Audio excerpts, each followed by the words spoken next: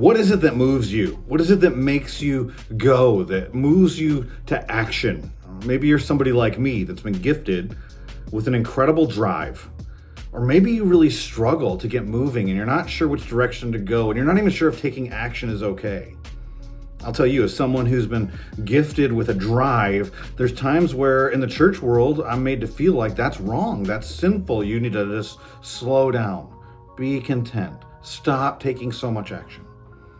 And then there are other people that it's like over-spiritualizing their passivity.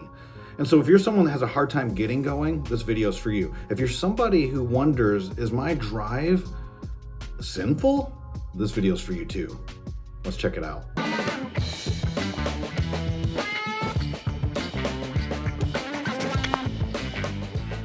So what is it that moves you? Different people are moved, physically moved, emotionally moved, spiritually moved by different things.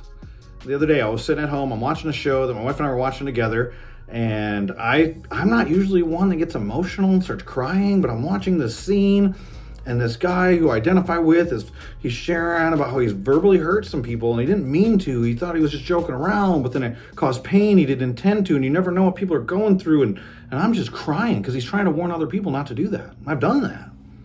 My wife gets home, I'm like, you gotta see this scene, and I'm bawling, and she's usually the more emotional one, and she watches it and like surgically asks me after it's over with, what is it about that scene that moved you, Scott? We're not moved by the same stuff. So what is it that moves you? That was emotional. Some people are moved into action. I was reading this week about a woman, it was on Fox News, it was talking about how she called 911 3 times because she ordered nuggets at McDonald's, a 10-piece nugget, and the nuggets weren't there. And so she called it's one thing to say, hey, I want to ask for the manager. She called 911. I'm going to read you the transcript from her 911 call. She said this is an emergency. If I would have known they didn't have McNuggets, I wouldn't have given my money. And now she wants to give me a McDouble. The travesty. Everybody knows a McDouble comes from the dollar menu and 10-piece nuggets don't. It's not even an equal trade. Now, listen to what she says.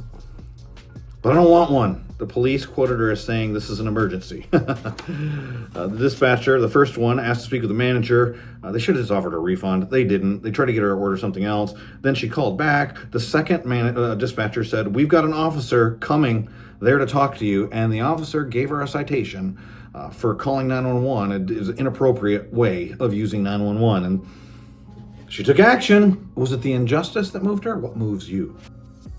It's another story I read. It was about a guy in California. He had a 90-pound pit bull. But that 90-pound pit bull was grabbed by the head by a 350-pound bear. And when I read the account, it sounded like the story in the Old Testament where David chased down a lion, chased down a bear to save a lamb. Listen to what it says. It says, the guy said, his name, if you want to look it up yourself, is Caleb Bentham. This was reported on CBS News. It says, I heard a growl. I looked about 75 to 100 feet down, and the bear was dragging him, his dog, by his head and had him by his mouth. Honestly, the only thing I could think of was, save my baby. Talking about his dog. And then it says this, I just ran down there, plowed into the bear, tackled it, grabbed it by the throat, and started hitting it in the face and in the eye until it let go. Whoa, dude. Like, out of my dog. I don't know if I do that or not. Chase down the lion, chase down what motivates you? Neurological science says that most of us are moved by pain or desire. We run away from pain, we chase desire. What moves you? Sometimes, if like me, you spent time in a religious context in the church, you know that ambition is condemned, but I want to challenge you today to redeem and transform ambition. Because maybe what you've seen in ambition, or maybe what you've done, has been sinful, but ambition's not. Have you ever read the story where James and John come to Jesus and they want to be at the 2 highest seats that you can get, his right and his left hand? Now, Jesus, ironically, has just talked about that he's going to be beaten and killed and go to the cross, and then he comes, and it depends on whether you read Matthew or Mark's account, but the mother comes or the brothers, they come to Jesus, and in one account, the mom asks for them, which I think I'd be so embarrassed if I were them, and that's how it ended up in the Bible. But the mom asks for them, my sons, can they sit at your right and left?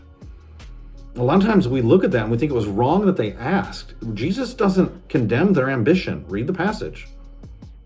They just have things out of line. And he tells them their desire shouldn't be to be the greatest in the sense that we think of the greatest, but there's another way to think about the greatest. It's not wrong to want to be the greatest. But is that surrender to the Spirit's leading in the context of the kingdom of God? That's the real question.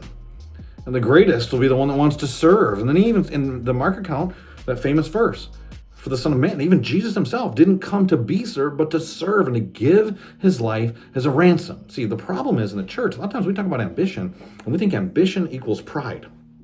But because you're driven, you're trying to fill your own ego or build your own kingdom or look at, who do you think you are? Like people say all this stuff. And here's the reality. Ambition minus surrender equals pride.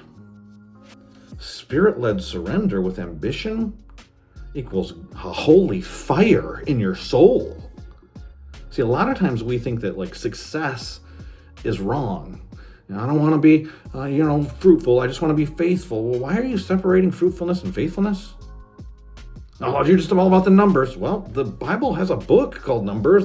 Read the book of Acts. They talk a lot about numbers. And we get this idea that not taking action, that somehow waiting and meaning no action, because waiting doesn't always mean no action, that passivity we praise as if it's spiritual.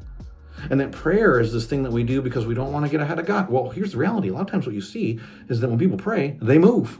That God moves their heart. He moves them emotionally. He changes and aligns their heart with. He moves them into action. And so I think we might have a lot of this wrong. And how do you redeem ambition? Well, the greatest examples I'm going to give you, Nehemiah. I'm doing a great work, Nehemiah 6:3. I can't come down when he's being distracted by enemies. They're trying to take him away from what God's called him to do, which is a building project. Or Jesus himself in John chapter 4, when he says, my work, my food is to do the will of to do what God desires is what feeds my soul. Jesus in the Garden of Gethsemane, we oftentimes talk about, take this cup. If there's any other way, and the intensity and the sweating drops of blood, but how about how he ends? Rise, let's go. We got to go. It's time. The hour has come. Not yet his hour. The hour is drawn near. And he says, the hour's come. It's time, guys.